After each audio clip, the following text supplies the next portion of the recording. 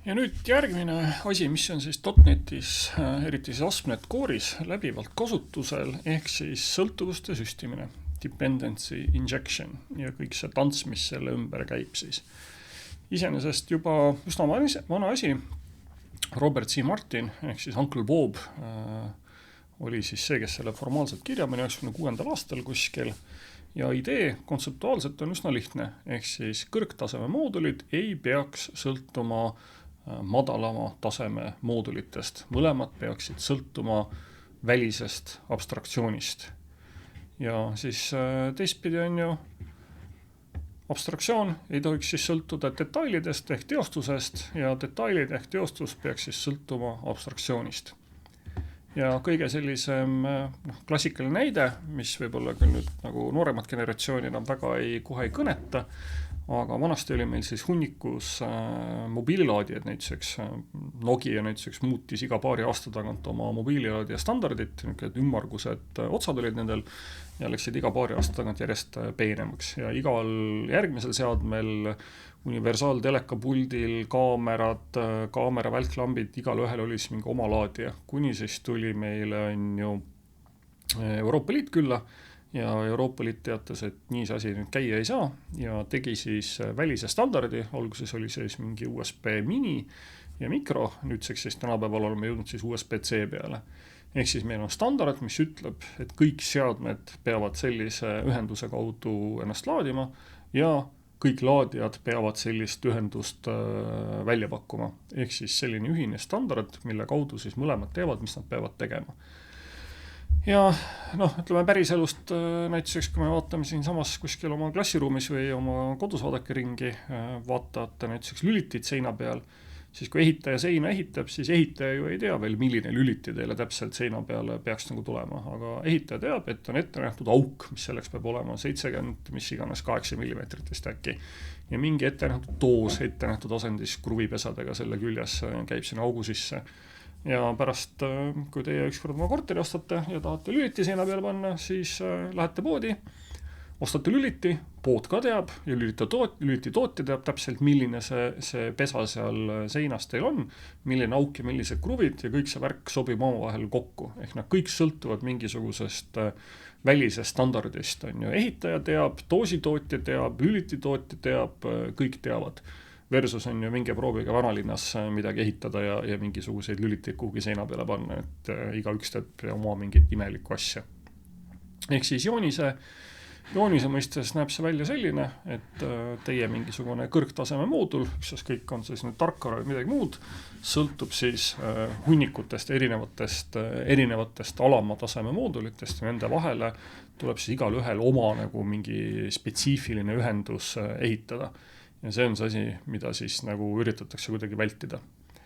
Ja sõltuvuse siis tagurpidi keeramine teeb siis selle selliseks, et meil on kõrgtaseme moodul, aga nüüd see interface, mille ennem siis see lower moodul, igaüks või alammoodul, igaüks nagu ise kuidagi defineeris, siis nüüd on see üks ja ühine defineeritud siis kuskil väljapool. Ja nii siis see kõrgtaseme moodul kui ka see alamtaseme moodul siis seda kasutab.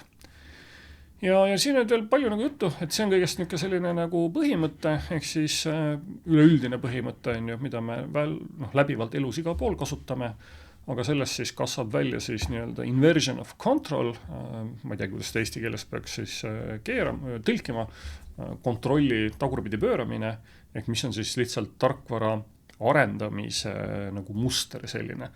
Ja seda on meil tarkvara arenduses päris palju.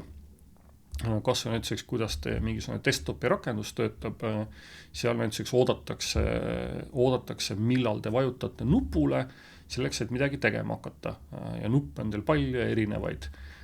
Versus on, kui mõtleme konsooli rakenduse peale, kus on teil ainult üks inputi prompt korraga. Ehk siin on ka siis kontroll on keeratud teistpidi, et teie programm sõltub mingitest eventidest, mis kuskilt peavad tekkima, nupuvajutused ja kõik muu taolised.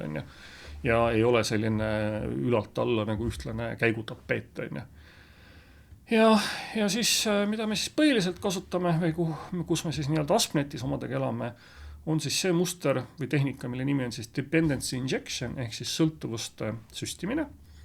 Et kui see nagu koodi mõistes näeb meil algselt välja umbes selline, et meil on interface ja meil on nii-öelda klass, mis seda interface'i täidab ja dependency, mis seda interface'i täidab, siis me saame nüüd klassi ja dependency omavahel kokku siduda. Ehk võtta vastu siis mingisuguse päris instantsi, mis täidab seda sama interface'i. Ja dependency injection muudab siis selle asja automaatseks. Ehk meil on siis kuskil interface'id, meil on kuskil siis need sõltuvused, meil on kuskil mingi klassid ja selle kõige vahel istub siis injector ehk siis sõltuvuste süstija, kus on need asjad omavahel kirja pandud. Et kui meil on klass, mis vastab sellele interface'ile, siis injector teab seda ja kui tema käest siis keegi siis küsib injectori käest, et näe, mul on vaja mingit sõltuvust saada, ehk näiteks läbi konstruktori parameetri, siis injector ehk siis see süstija oskab siis selle klassi instantsi luua vastavalt selle interface'ile, mida te küsite ja annab siis teile selle instantsi. Ehk siis see on see, mida me üritame teha või kasutame. Teistpidi kindlasti on ju, et sellega saab ka üle pingutada, seda saab liiga palju teha, ta mingil määral läheb vastuollu objektorienteeritud programmeerimisega, sest see toob sellised klassivälised või klassi, ütleme siis vastu või klassisisesed nähtavused, sõltuvused nähtavale. Ehk me saame kas siin kasutades konstruktori parameetrit, saame midagi aimata, mida see klass seal sisemiselt teeb.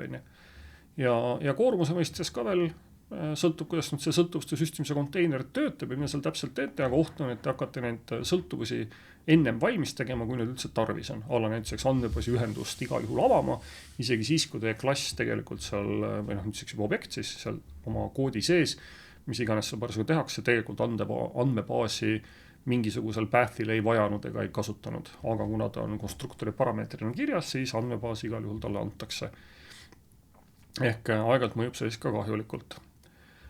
Siin ka väike näide, selline lihtlabase koodi mõistes, seda me siis kirjutasime eelmine semester või siin tavalises C-Sharpis, kui me kõike veel käsitsi tegime suuresti, et meil on mingisugune kontroller konstruktorisse ootab mingisugust asja, mis vastaks interface'ile iRepo ja kui me nüüd seda kontrollerit siin initialiseerime, siis eelnevalt me peame selle vastava iRepo ka reaalselt või sellele iRepole vastava päris instantsi mingisugusest asjast tekitama, näiteks XML repo. Ja siin ka mingi näide sellisest vanemast ajast, ehk siis selline vaesemehe dependency injection, kus siis näiteks siin nüüd siis see konstruktori parameeter vaikimise 0, kui ta on 0 ehk väljapoolt ei antud midagi, siis me teeme mingisuguse nagu sisemise hardcoditud versiooni, aga kui siia midagi tekkis, kasutame seda. Ja see nüüd juba näiteks võimaldab siis testimisel anda siia sisse mingisuguse teise versiooni, millega siis oleks testimist lihtsam läbi viia. Ja lõpuks siis on meil siis see dependency injection container ja neid on siis erinevaid, mis siis seda registreerimist ja muud taolist teevad. Varasematel .NET versioonidel on siis tulnud neid dependency injection containerid ise sinna külge ehitada, nende vahel sai nagu valida. Nüüdseks, kui me räägime ASP.NET Core'ist, siis seal, kui ASP.NET Core välja tuli, siis seal oli nüüd siis kohe sisse ehitatud oma selline suhteliselt kergekaaluline dependency injection container, mis töötab väga hästi ja siin me seda siis ka kasutame. Aga meil on siis olemas igasugused muidki natukene keerulisemaid asju või mida me saame lisaks kasutada, ütleme, mida siis lisaks võib-olla kasutada on Scrooter, kes tahab nagu ägedamalt kirjutada, mis registreerib dependency injection containerisse asju teie eest automaatselt, et ei pea minema sinna program CS ja sinna midagi kirja ise panema, vaid läbi igasuguste atribuutide, mille muu iganes saab siis seda juhtida niimoodi, et ta siis automaatselt leiab koodibaasist ise üles, mis tuleks dependency injection containerisse kirjutada. Ja siis tavaliselt nimetatakse seda kohta, kus need containerisse kirja käivad, nimetatakse siis composition root'uks või root'iks, ehk siis kohad, kus tsentraalselt kõik kirja pannakse. Meie jaoks on see out of the box siis program CS-is, kuhu see kõik kirja läheb. Ja mida me seal tavaliselt näeme, on see, et see läheb kirja meie DB kontekst ja nüüd siis siin me siis kirjutame oma unit of work'i, siis selle otsa me kirjutame IBLL ja kõike muud taolist ja need siis siin kõik kirja pannakse. Nüüd dependency injection container juures on siis oluline see, mis on nende registreeritud sõltuvuste eluaeg. Ehk kui me siin asja kirja paneme ja nüüd keski siis küsib, et anke mulle palun see sõltuvus, siis on küsimus, kaua see sõltuvus peaks elus püsima, mis tema siis eluiga on. ja valida on meil 3 variandi vahel. Transient, mis ütleb seda, et iga kord, kui seda asja küsitakse, tee uus instants. Siis teises servas on meil singleton, mis ütleb seda, et kui esimest korda küsitakse, siis palun initsialiseeri see, sellest klassist tekita objekt ja edasi iga kord, kui küsitakse, siis anna palun sama asi mulle uuesti. Ja nende 2 vahel istub siis asi, mis on scoped, ehk siis kui me räägime veebirakendustest, siis see on selline versioon, kus küsitud asi tehakse valmis päringu alguses, kui seda tahate, või iga päringu kohta siis ühe korra. Ehk siis kui esimest korda tahetakse päringu jooksul seda asja, ehk kui te panete veebilehe kokku ja teete mingi PDF-e, mida iganes, päring võib olla päris suur ja pikk tegelikult, siis kui te küsite andmebaasi ja seda kasutate mitmes erinevas kohas, siis esimene kord see andmebaasi ühendustele luuakse ja kõik ülejäänud päringud saavad juba sama andmebaasi. Kuni siis teie veebipäring on lõpetatud, vastus välja antud, siis kustutatakse või ta jaksa iDispose nendele ehk dispose mingisugusel viisil ja pannakse need ühendused kinni ja hävitatakse klassid ära.